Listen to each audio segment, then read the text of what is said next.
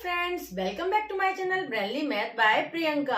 आज का मेरा टॉपिक है मनी। मनी ही फ्रेंड मैंने अपने प्रीवियस वीडियो में भी पढ़ाया था, वो उसका पार्ट 1 था। मनी का बेसिक कॉन्सेप्ट मैंने उसमें क्लियर कर दिया है। मैं ऊपर लिंक शेयर कर देती हूँ, अगर आपने वो नहीं देखा है तो वो वीडियो आप देख लीजिए, जिससे कि आपको मनी का कंसेप्ट क्लियर हो जाएगा। तभी आप कोई भी उसका प्रॉब्लम्स सॉर्ट आउट कर पाएंगे। ठीक है, तो आज मैं इससे मनी से रिलेटेड क्या सिखा रही हूँ, एडिशन और सब्ट्रैक्शन। तो बने रहिए वीडियो के लास्ट तक, सो दैट आपका कोई भी कॉन्सेप्ट छूटे ना और आपको सब कुछ अच्छे से समझ में आ सके। अगर कहीं कोई प्रॉब्लम है तो आप कमेंट करके मुझसे पूछ सकते हैं, और वीडियो अच्छी लगती है तो लाइक और शेयर करना ना भूलिए। अब हम स्टार्ट करते हैं अपना एडिशन और सब्ट्रैक्शन। और गाइस एक बात और, अगर आप मेरे चैनल पे न्यू हो तो सब्सक्राइब जरूर कर लीजिए। मैं मैथ की कंसेप्ट ही पढ़ाती हूँ और उसको बहुत ही इजीली फॉर्म में समझाती हूँ, जो आपको अच्छे से समझ में आ सके।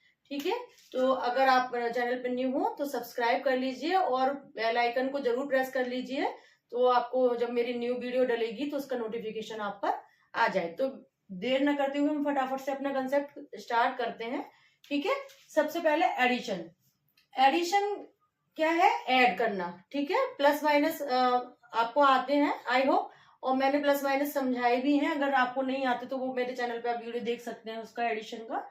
एडिशन मतलब क्या होता है? जोड़ना। तो आज हम सीखेंगे कि पैसों को किस तरीके से जोड़ा जाता है। थोड़ा सा डिफरेंट होता है, किस तरीके से जोड़ते हैं हम देखते हैं। तो जो फर्स्ट क्वेश्चन है उसको हम सॉल्व करेंगे।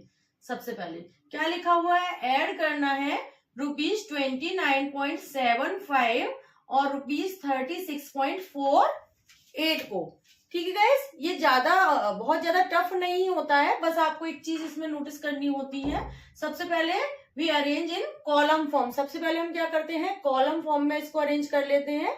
कॉलम फॉर्म मीन्स किस तरीके से अरेंज करेंगे?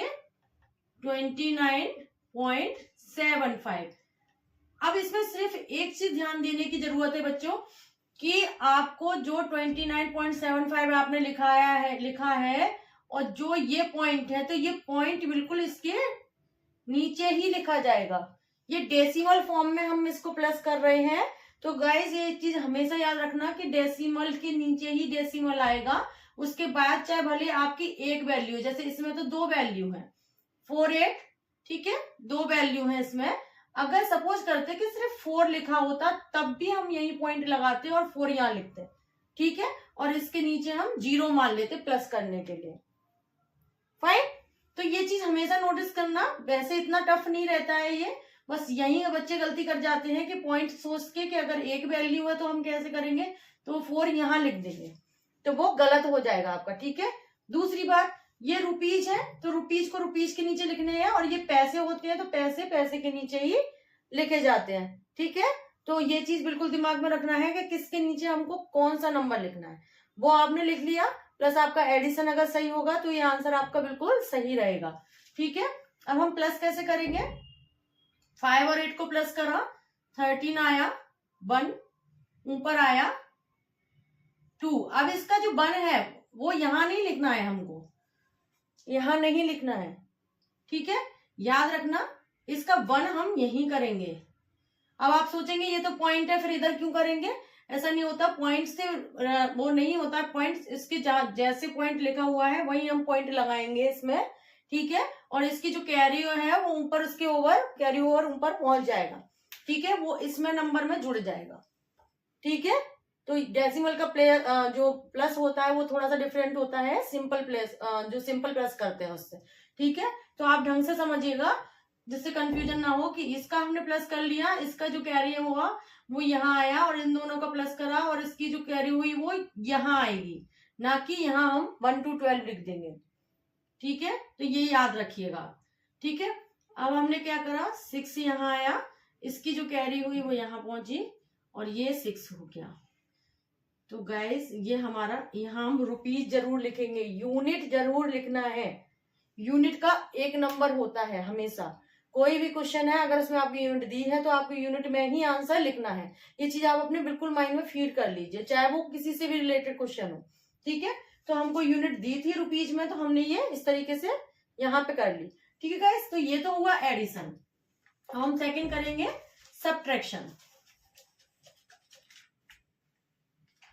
होप सो आपको ये समझ में आ गया होगा, क्लियर हो गया होगा। कहीं कोई प्रॉब्लम है तो कमेंट करना ना भूलें, ठीक है। सब्ट्रैक्शन, अब सेकंड है हमारा, सब्ट्रैक्ट करना है इस वाले नंबर को इस वाले नंबर से। ये चीज दिमाग में रखिएगा। ये जब भी इस तरीके से होता है वर्ड प्रॉब्लम, जब भी इसमें लिख के आती है लैंग्वेज में, तो यहाँ बहुत मिस्टेक हो जाती है। ये याद रखेंगे कि फ्रॉम मतलब से, इससे इसको सब्ट्रैक्ट करना है। सब्ट्रैक्ट मतलब घटाना है, इस नंबर से इस नंबर को घटाना है, ठीक है। दूसरी ट्रिक मैं आपको समझा रही हूं, जब भी कभी इस तरीके का क्वेश्चन दिया हुआ है तो ये देख लो सब्ट्रैक्ट लिखा हुआ है, दैट मीन्स माइनस करना है। सब्ट्रैक्ट मीन्स माइनस, घटाना है। तो ये चीज देख लो कि बड़ा वाला नंबर कौन सा है, तो बड़ा वाले नंबर से ही छोटे वाला नंबर घटाया जा सकता है, ठीक है। तो कभी कंफ्यूज नहीं होगा और गलत भी नहीं होगा। पर कायदा ये होता है कि सब्ट्रैक्ट कर रहे हैं इस रुपीज को फ्रॉम इसमें से इसको हमको घटाना है। तो हम क्या करेंगे, सबसे पहले तो इसको कॉलम फॉर्म में लिख लेंगे। कॉलम मतलब इस तरीके से एज इट इज, उसी के नीचे हमको दूसरा नंबर लिख लेना है, ठीक है। नंबर लिखने की प्रोसेस मैंने अभी आपको समझाई थी, सेम वैसे ही करना है जैसे हमने प्लस में करा, ठीक है गाइस। तो यहां तक नंबर लिखने का आपको समझ में आ गया। डेसिमल के नीचे ही हमको डेसिमल लिखना है, ठीक है। और जैसे हम घटाते थे वैसे ही घटाना है। 2 में से इसको देंगे, बोरो हो जाएगा, 1 यहाँ आ जाएगा तो 10 हो गया ये, ठीक है। यहाँ आ गया 5, यहाँ 1 हो गया। अब इसमें से इसको दिया। अब ये माइनस कैसे कर रहे हैं, अगर आपको माइनस में कोई प्रॉब्लम है तो मैं ऊपर लिंक शेयर कर देती हूँ, जो मैंने माइनस के ऊपर वीडियोज बनाई थी, बहुत सारी प्लेलिस्ट आपको मिल जाएगी मेरे चैनल पे। तो आपको माइनस का कहीं कोई प्रॉब्लम है बोरो वाले माइनस को लेके, तो वो आप अपने डाउट क्लियर कर सकते हैं उससे, ठीक है। तो 11 हो गया यहाँ पे, 11 माइनस 7 करा, 4 हुआ। यहाँ 2 हो गया, 12 माइनस 9 करा, 3 हुआ। यहाँ पे 1 हट गया और 3 में से 2 गया, 1 हुआ। अब पॉइंट लगाना बिल्कुल नहीं भूलना है, एक पॉइंट लगाना और 1 रुपीज लिखना नहीं भूलना है, ठीक है गाइस। तो ये इंपॉर्टेंट ट्रिक होती है। एक तो यूनिट जरूर लिखना है और डेसिमल लगाना नहीं भूलना है, जहां पॉइंट लगाए वहीं पॉइंट हमको लगाना है, ठीक है। तो ये बहुत ज्यादा टफ नहीं होते क्वेश्चंस, बस सिंपल आपका प्लस और माइनस बहुत अच्छा होना चाहिए, ठीक है। साथ में डेसिमल कहाँ लिखना है वहीं पे हमको पॉइंट आउट करना है, प्लस यूनिट लगानी है, और आपका ये क्वेश्चन बहुत आराम से सॉल्व कर सकते हैं हम। किसी भी कॉम्पिटिशन में क्वेश्चन जरूर पूछे जाते हैं मनी के, ये इंपोर्टेंट टॉपिक है। तो गाइस इसको अच्छे से आप कवर कर लीजिए, ठीक है। सेकंड थिंग, जब अगर ऐसा कोई क्वेश्चन होते हैं जिसमें वर्ड प्रॉब्लम आते हैं, वर्ड प्रॉब्लम दैट मीन्स मतलब लैंग्वेज में क्वेश्चंस आते हैं। जैसे हमको क्वेश्चन दिया हुआ है कि एक कोई बॉय है, सजल नाम है इसका, ठीक है। तो सजल है 23.75 pencil has pencils and 2.15 eraser, ठीक है। ये हो सकता है ये पैसे हैं तो पेंसिल्स की जगह पे कुछ और आ सकता है। ये मैंने आपको एक एग्जांपल समझा रही हूँ कि ऐसे सजल के पास में इतनी पेंसिल्स हैं और इतनी इरेजर हैं, तो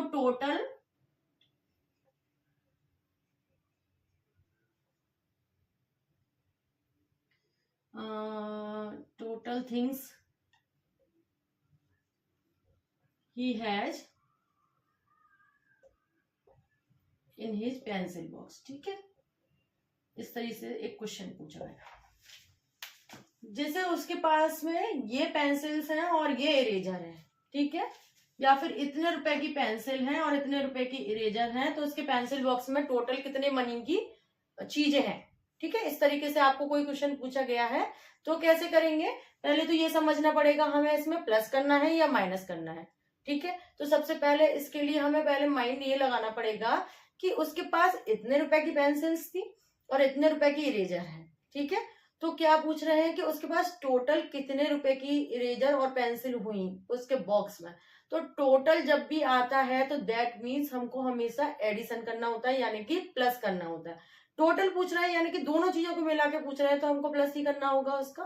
ठीक है, तो हम इसका कैसे सॉल्व करेंगे?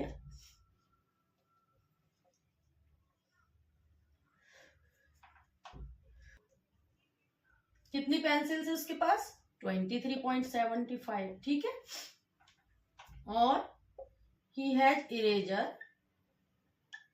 ₹12.15। एज इट इज हमको उसी के जैसा ही लिखना है, प्लस उसी के जैसा ही करना है। ठीक है गाइस, तो इसमें कंफ्यूज ना होंगे। प्लस कर रही हूं मैं। ठीक है, 5 5 10 हो गया, 1 7 8 9। ओके, और ये 5 हुआ और ये 3 हुआ, तो यानी कि इसके पास टोटल थिंग कितने रुपए की है? 35.90। इसको 90 नहीं बोलते हैं, 90 ही बोलेंगे, क्योंकि पैसे को एक एक डिजिट करके गिना जाता है और रुपए को हम टोटल करके बोलते हैं। ठीक है गाइस, तो ये चीज यहाँ गलती नहीं करिएगा, ये गलती हो जाती है लोगों से। ठीक है, सेकंड आपका ये एडिशन वाला जो वर्ड प्रॉब्लम था वो मैंने समझा दिया है। ठीक है गाइस, पढ़ाने का तरीका अगर अच्छा लगता हो तो लाइक और शेयर करना ना भूलें। आप मेरे चैनल को फेसबुक और इंस्टाग्राम पे फॉलो भी कर सकते हैं, लिंक मैंने डिस्क्रिप्शन में शो कर रखी है। ठीक है, अब अगर कोई हमारे पास ऐसा क्वेश्चन है कि जिसमें माइनस करना है और कोई वर्ड प्रॉब्लम दी है, तो कैसे पता पड़ेगा? ठीक है, अब अगर गाइस कोई हमें क्वेश्चन ऐसा दिया हुआ है तो कैसे करेंगे? ठीक है, जैसे राम है, राम हैज 28.31 रुपीज। ठीक है, उसके पास में इतने रुपए हैं। ठीक है, एंड ही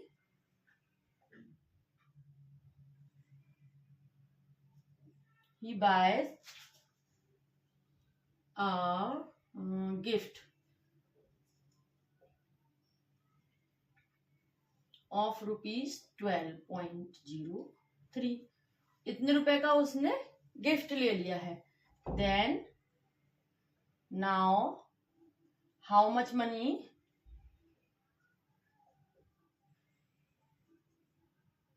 ही हैड। ये गाइस मैं क्वेश्चंस अपने मन से बना रही हूँ, सो दैट ये है कि आपको वो तरीका समझ में आ जाए सिर्फ। ठीक है, तो अगर कोई क्वेश्चन दिया है कि राम के पास में इतने पैसे हैं और उसने एक गिफ्ट खरीद लिया है 12.03 रुपीज का। ठीक है, तो उसके पास अब कितने रुपए बचे? तो जब बचे का ऐसे तरीके से आंसर आता है कि बचे जब पूछा जाए, तो हमको उसका हमेशा सब्ट्रैक्शन करना होता है। सब्ट्रैक्शन मतलब घटाना होता है। ठीक है, कि आपके पास अगर 5 रुपए थे, 2 रुपए की चीज आपने खरीद ली, तो आपके पास कितने रुपए बचे? तो आप 5 में से 2 को माइनस करोगे तो 3 हमारा आंसर आ जाएगा। ठीक है, वैसे ही ये है। ठीक है, तो जब कभी इस तरीके की वर्ड प्रॉब्लम आ जाएगी तो पहले हमको ये समझना पड़ेगा कि ये इसको हमें एडिशन करना है कि सब्ट्रैक्शन करना है, और उसके बाद हम उसको प्लस या माइनस करके सॉल्व करेंगे। तो हमें इसमें पता पड़ रहा है कि इसके पास इतने रुपए थे, इतने रुपए के उसने सामान ले लिया, और हमारे पास उसके पास अब कितने रुपए बचे। ठीक है, तो कैसे करेंगे? तो राम हैज, तो सबसे पहले हम क्या लिखेंगे कि राम हैज टोटल रुपीज कितने थे? 28.31। ठीक है, इधर ओके। अब देखो ही बाय अ गिफ्ट।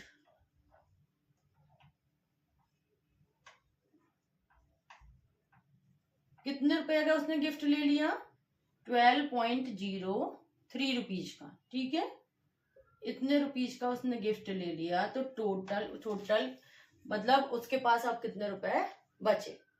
ठीक है, तो क्या करेंगे हम इसमें माइनस करेंगे। जब भी कभी बचने का हाउ मच करके पूछा जाए तो हमेशा माइनस करना होता है। 3 को माइनस करा तो हो गया 8, और 2 यहाँ आएगा पॉइंट, और 6 और 1, तो टोटल उसके पास कितने रुपए बचे? 16.28 रुपीज उसके पास बचे। ठीक है, तो आई होप कि आपको जितने भी मैंने चारों तरह के क्वेश्चन समझाए थे, अलग अलग तरह के क्वेश्चन थे, आपको समझ में आए होंगे।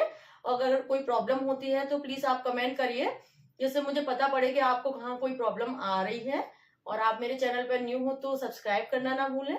मिलते हैं नेक्स्ट वीडियो में नेक्स्ट टॉपिक के साथ, तब तक के लिए बाय बाय।